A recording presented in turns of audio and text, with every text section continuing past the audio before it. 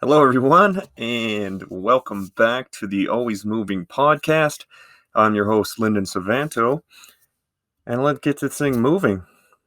Um, as I tend to always start this with little updates about the Ravens or about my fantasy teams.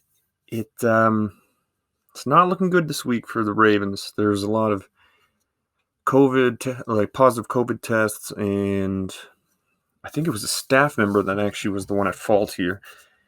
And and I got to say, a lot of the Pittsburgh Steelers, who I can't stand, that's my big interdivision rival, but I can't stand the damn Steelers, and they're bitching about, oh, this is ridiculous about the game getting postponed and changed, and then a bunch of them got positive tests too. So, hey, not everyone's fault is just on the Ravens.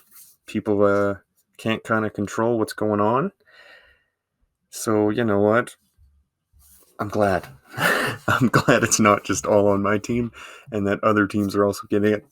Obviously, I don't want anyone to get sick or have major side effects or, God forbid, lifelong effects from it. But, as long as it's not just all blame on my team, other teams are also at fault. So, you know what? Let's see what happens. I hope everyone's staying safe out there. Even if people are not obeying all the new regulations that we have set forward, I hope people take a step forward and kind of, if someone asks you to do something, it's not too big of an issue to just be like, you know what, yeah, I'll put a mask on. If a business asks me to put a mask on, I'll put a mask on. Douchebags in their big trucks who refuse to do it when I'm working, I'll go to the suppliers and stuff, and guys will just be like, no, I ain't doing that. This is bullshit. I ain't doing it. It's not worth getting upset about. Just put a mask on for the 2 minutes you're inside the store. But this is more than I have to worry about here. It kind of popped up over the week, the kind of the subject for this podcast. It kind of popped up during my week, and it was about buying presents for Christmas and stuff, and the amount of times people maybe overspend or maybe overspend on one gift or buy way too many things, and then they kind of cripple themselves financially, which seems like it shouldn't be what the holidays are about, but some people do it. And then I got thinking, like, I have a birthday coming up also. It's like, oh, what do you want for your birthday, or what do you want for Christmas? And really, I don't want anything. For me, I guess the later I got in life and moments I've lived through, for me, it's about the moments and the memories I share with people I love and care about than the items people give me. And moving forward, that's 100% it. Like, if I'm gonna get a gift, I hope it's a game or a toboggan or something that makes snowballs, and then we share this moment where we do that. I don't care about the thing, it's about the moment that we shared. So when I thought about it, about the saving money on gifts, I thought about things through my travel experiences where I had to cut corners or shave off where maybe I want to spend money here and there. I'm like, yeah, there's a lot of moments in my life where I don't want to say I was cheap, but I was very careful with money, as Elaine said to George on Seinfeld. And I'd like to share some of them because I think they're funny. And looking back, in the moment, you're like, man, this sucks. Like, I wish I had invested in Bitcoin or some stupid thing where I'm just wicked rich. But it wasn't the case. And I was constantly traveling, and it costs, if you don't know, it costs a lot to travel and move to all these different places. So it's not that I had the most money at all times. So I got creative. If it was with people I was living with at the time or on my own, you had to get creative in ways to save money and in ways to make money. Say if you couldn't get a job or you Like if I couldn't get a job in Poitiers because I was playing handball and I was at the university, so I literally had no time to then make money as a job. So I had to get creative of how I can save money and how I could make money. So one of the ways that worked out wonderfully, and it also became kind of a hobby, was when I moved to Poitiers. I used all my job experience from working on or living on an acreage and building stuff with my brother and my dad, or jobs building trusses or gas lines or whatever. One of the things that I was able to do was I built furniture out of pallets. And that's becoming more and more popular, like nowadays with DIY and all that stuff you'll see online. But I remember walking around Poitiers with a shopping cart, just collecting pallets I'd find anywhere. And eventually the apartment was full of these pallets and blocks of wood, any kind of wood I could find. And the only thing I'd spend money on was I bought a hammer, I bought some nails, and then you just kind of find scrap wood wherever you can, get creative. Um, the ex I was living at the time was an artist, so she was, she's got better vision of things than I do, or she found ideas, and I'm like, yeah, I could do that. Yeah, fuck yeah, I can do that. So I ended up making about 500 euros building and selling pallet furniture in Poitiers, and it was fun, and I got better with it, and I made a couple like almost not reclining because that was above my capabilities, but they had like a tilt. They were like chairs you would find on a balcony or something, and that one of them I sold. I sold two to a professor, two to a professor's friend. I made a garden set with table, bench, and two chairs for a teammate and his wife.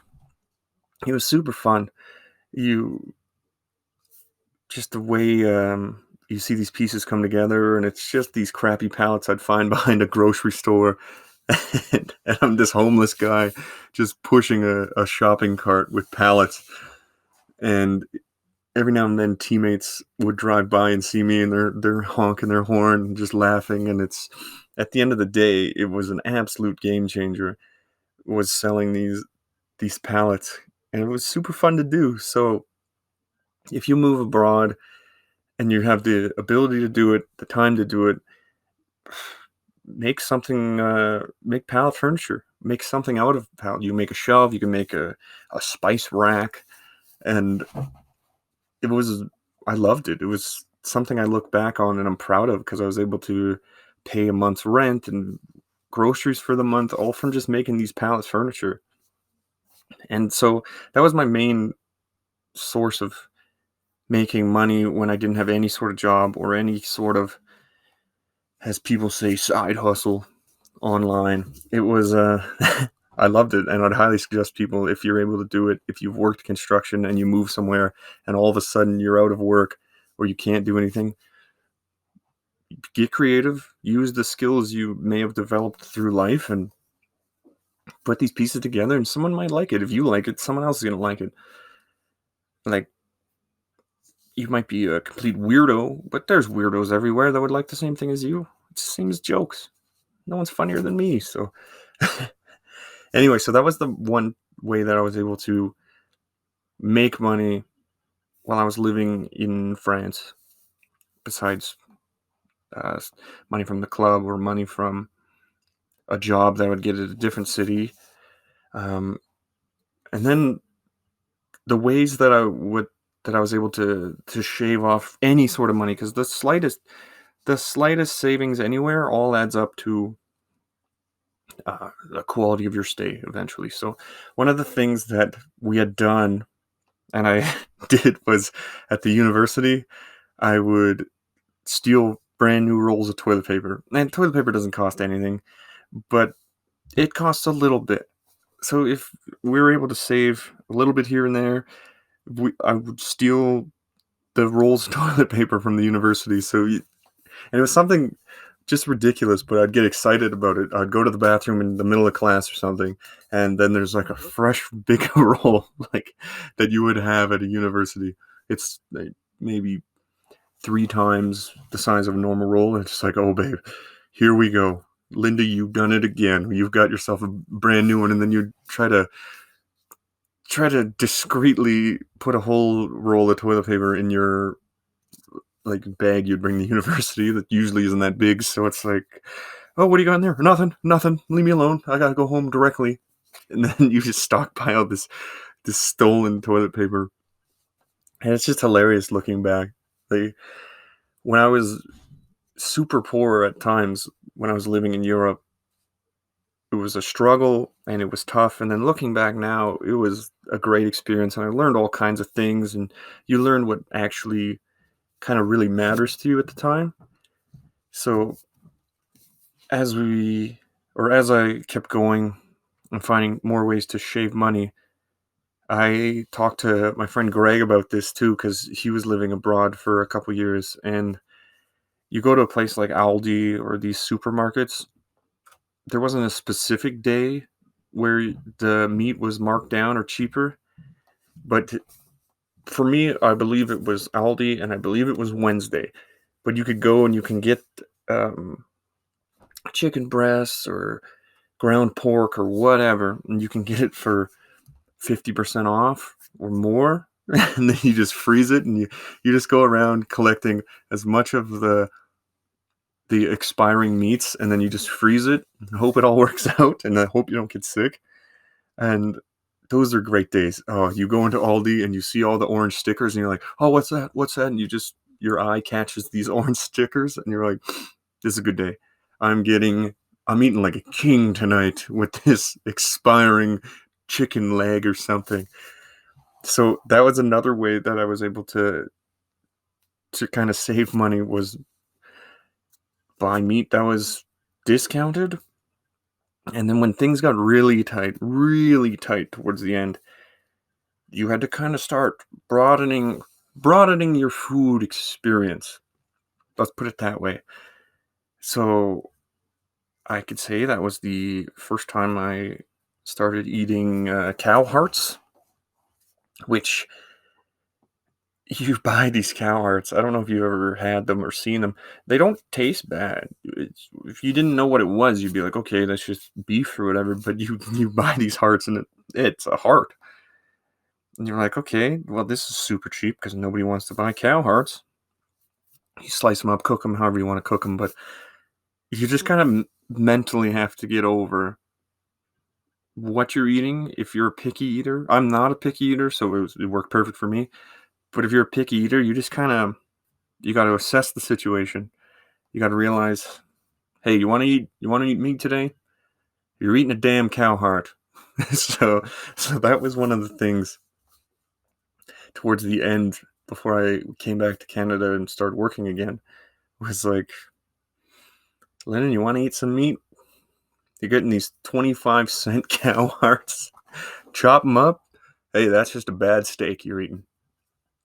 So I would say broaden your your food palette. Let's say that. And maybe close your eyes if you have to. But that was also another way that I was able to sneak around paying full price for things, or maybe buying the things I really wanted. So I remember eating cow hearts for about a week. And then another thing is you could just buy, and you do that, like you can do that in Canada, you can do that wherever you are. You could just buy the no-name brand of whatever, and then you can add to, I remember there was a box of pizzas. These are real bare pizzas. I don't even think it hit the minimum threshold to be called pizza, but you could get a 3-pack of these margarita pizzas. They were the no-name brand, and they maybe had 3 slices of pepperoni on it, but you can get 3 of them. I think it was like €1.50. You got 3 of them. You put in your freezer, and then you go and you just buy whatever. You buy a cheap peppers or cow hearts or expired meat somewhere, and then you just add to it. And you can do that here. It doesn't have to be cow hearts specifically, but not everything has to be the brand name, which sounds bad because, most people you can afford to buy whatever. But if, say, currently you're having a problem with, you're out of work or whatever, you're struggling to pay the rent, you can find ways to cut down on your food bill to counteract something else that maybe you're missing. So I would buy these pizzas, and then I'd make homemade pizzas. I'd make homemade soups. It saves a lot making homemade stuff as well. But if you want to be cheap and you want to be lazy, that was another way to do it. Was just buy like cheap pizzas or cheap pasta and just add stuff to it that's maybe part of the expired meats or whatever, and boom, shave off $1 here, $1 there. You're getting yourself a brand name Coca-Cola. Oh, good days. And then, so a miracle happened at the end, and I'm going to save it to the end because I got to get you to listen to this whole damn thing. Can't get my listens, my streams up if you cut out early. Speaking of which, we're almost at 200, which I didn't set out to make the podcast to make it this internationally acclaimed podcast. It just kind of happened to be. But no. So at the end, I'll tell you this absolute miracle that came out of nowhere and just basically saved my life in Poitiers at the end there. Before that, about how I mentioned earlier, there's you kind of find out what's important when you fall on like difficult times and stuff. So when I got the apartment in Poitiers, I didn't understand. First off, I didn't understand French at the time, and then I didn't understand that my electricity wasn't included. I thought it was when I was using my very limited French. I thought it said it was included in my monthly payment. It was not, and I soon found that out. We were going to have a party with a bunch of people from the university, and I get into the apartment. I go over to the kitchen, fire up, I'm getting some food ready, getting snacks, getting whatever, and then the light doesn't come on. So I'm like, okay, that's just burnt out bulb. No issue. I saved enough money buying expired meats. Go buy a bulb. Stove's not heating up. Bathroom light's not working. Oh shit. There's no electricity. Needless to say, the party didn't happen. But electricity was out because we hadn't paid the bill that I thought we were paying for. Not the case. So what ended up happening, and especially in France, it's so damn annoying to get anything done, because if you've lived there, Greg would know this. You need a rendezvous. You have to book an appointment for everything, and everything takes forever.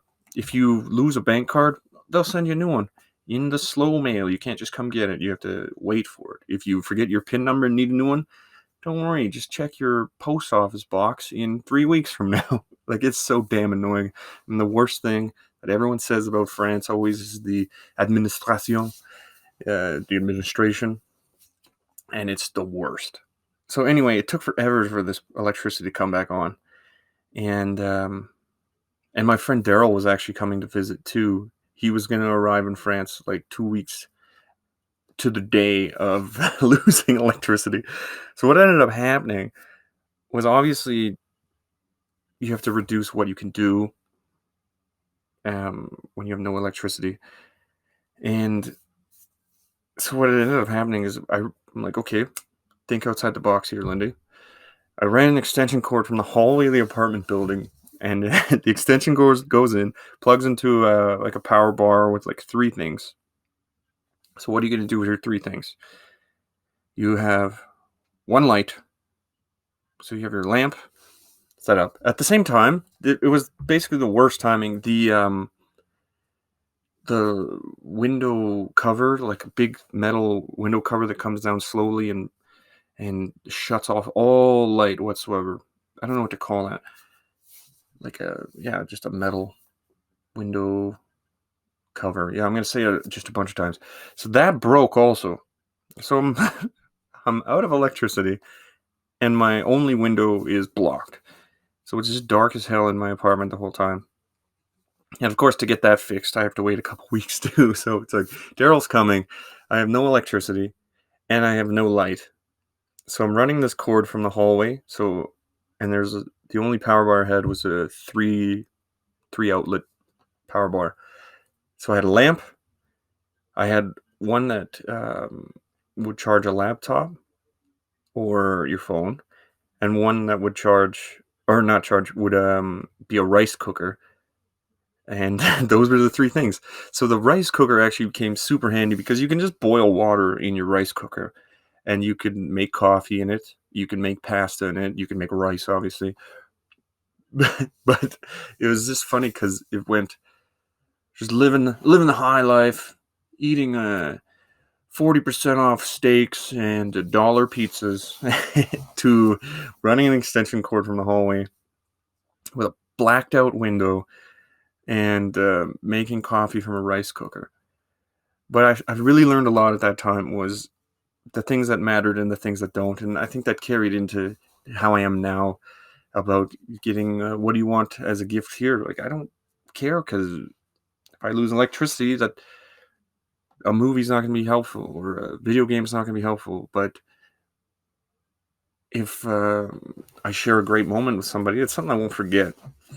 The amount of concussions I've had in my life, it's still I won't forget. So I learned a lot losing electricity and losing losing the sun, um, to just kind of appreciate what I did have and what I had going for me and where I was and the people in my life at the time, my teammates, the friends at the university, everything. So all this stuff I couldn't continue doing without the electricity didn't matter. And to this day, it was a great learning experience. Um, I was proud of myself. How I was able to adapt and what it was able to do for me mentally. So I'm not going to say go cut your electricity and block out all your windows, but it's not the worst thing. So either way, the final thing I want to say is an absolute miracle that came when I think my bank account was at $50 and I had about a month left. And I'm too damn proud. People think, oh, Lyndon, he's so damn proud. So I didn't ask for help, and I knew I was resourceful enough to figure it out. And I didn't want to ask, and it was just a month. I could figure that out. So I'm walking from downtown Poitiers to my apartment, which was closer to the university, which is just outside of the downtown area. I'm walking up. I'm just thinking, shit, like looking when my plane ticket to return home was, and looking at my bank account. And then I just get an absolute random email from the mother of one of my friends. It's just completely at random. I haven't talked to this person in a long time. And she just writes, Lyndon, I'm proud of everything you're doing. I think you're a great role model for people to go and chase a dream. And she sent me $500. I didn't ask for this from anyone. All I was at the time was thinking of what expired meat I'll hopefully find the next day. And what am I going to do? And stressing about how I had less than $100 in my bank account. And I completely out of nowhere, a miracle happened and I got sent $500. And I sent her a message. I can't take this. Like as much as it's as if she knew how desperate I was. But I'm like I can't take it. Like I appreciate, it, but I can't take it. She's like, just shut up and take it, and just enjoy your time over there. And a tear swelled up in my eye. I remember where I was too. I was walking. There was like I don't know if it was like a prison or just like it used to be a prison or something, but it was near my apartment. I remember walking down the street and I got this email and I was stopped and it was just like I was overwhelmed because I was so damn desperate for any sort of money, and it just came, and that was a miracle that happened in my life, and I still remember the feeling of seeing that email, and I just couldn't believe it. I read it several times, and yeah, it was an incredible moment, and that just it kind of went to being kind to people and being true to yourself and true to people you care about, and a miracle happened, and to this day I'm forever grateful for that. So that was Lyndon Suvanto's French Miracle, and basically from that will wrap up this week's episode. And if you can gather anything from the stories I've said today, was being kind and being genuine to people. You never know when it will pay off. And I don't want to say pay off as in money, but like the slightest interaction with somebody could pay dividends in your life, or something can happen later on. And it could be a simple interaction months before. But just be kind. That's something I've learned over the years. I was a douchebag before. My life was a bit up and down of who I was and finding who I was. And now it's just appreciate it. Be kind to people, because it's not worth starting fights or being rude to people. What do you get? What do you get from that? So be kind to people and just value what you have around you and the people you have around you, because you never know um, when life will change or something will get taken away. It could be electricity. It could be someone could pass away. But if you live in the now and you appreciate what you have, I I promise you, every day will be better. So I appreciate you listening. I'm going to record a couple today, and it'll go out each week. So we're going to get better at it, and we're going to keep going. So I appreciate each and every one of you. I hope 6 of you listen to this episode, and then we break the 200 threshold, and then we'll go from there. So all the best to you and everything in your life. It's holiday season, so God bless, and thanks again. This has been the Always Moving Podcast with your host, Lyndon Suvanto, and let's keep this thing moving.